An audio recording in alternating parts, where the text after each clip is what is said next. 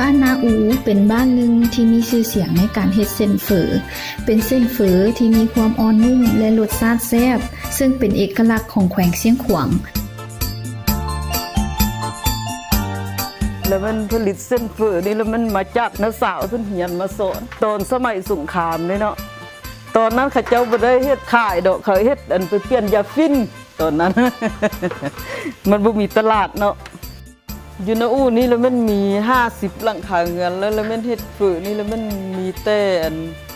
บ่เฮ็ดแต่3เรือน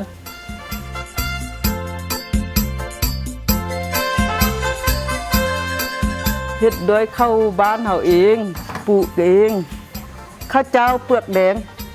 อันเขาว่ามีอันกันสารกันบูดบ่แม่นโดยเฮาเฮ็ดเองเฮาล้างข้าวดีมันต้องบ่บูดอันนี้น่ะได้ล้างข้าวดีบ่ใส่แป้งอีกล้างข้าวมาข้าวเริ่มต้นอิดนะประมาณ1ชั่วโมงเฮาล้างข้าวดีมันต้องบ่บูดได้ล้างข้าวดีแล้วเฮามาโม้ในวิธีการปนเฮาโม้อันแป้งข้าวแล้วเนาะเฮาโม้แต่กลางคืนนี่แล้วเฮาก็เอาน้ำโทกใส่แล้วหุ่งมาแล้วเฮามาลี้น้ำเสืออันทิ่มลี้น้ำเสืออันทิ่มแล้วเฮาเอาเข้าอันเฮาต้มข้าวสุกนั่นมาคน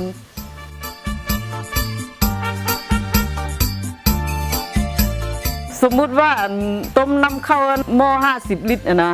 น้ำแล้วมันอันกะว่าต้มเต็มหม้อนะข้าวโม้5ลิตรแล้วเราเอามาปุ่นสิเดียวโต50กิโลอันน้ำเข้าอันที่เขาบุคุนนะถ้าไฟบุเสมอนั้นมันบุขึ้นแล้วเส้นเฝอนี่มันหักแล้วเวลากินมันก็เปื่อยเส้นเฝอสุกแล้วเขาก็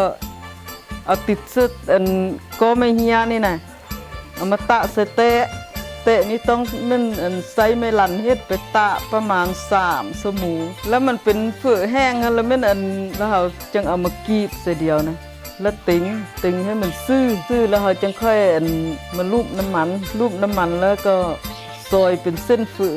มัด1 โลนึงมัด1 โลนึงนะ25 โลเข้าแล้วมันได้อยู่35 โลบ่หรือว่า38 โลเฝอเฮาเฮ็ดบางนี่มันจะเส้นเลื่อมเส้นใสเขาเฮ็ดหนามันบ่ใสเนาะแล้วมันบูดนะแม่ก็ส่งไปพูนแต่ละมื้อแล้วมัน50กิโลเอาไปตลาดเมืองเก่ามื้อแล้วมัน50โล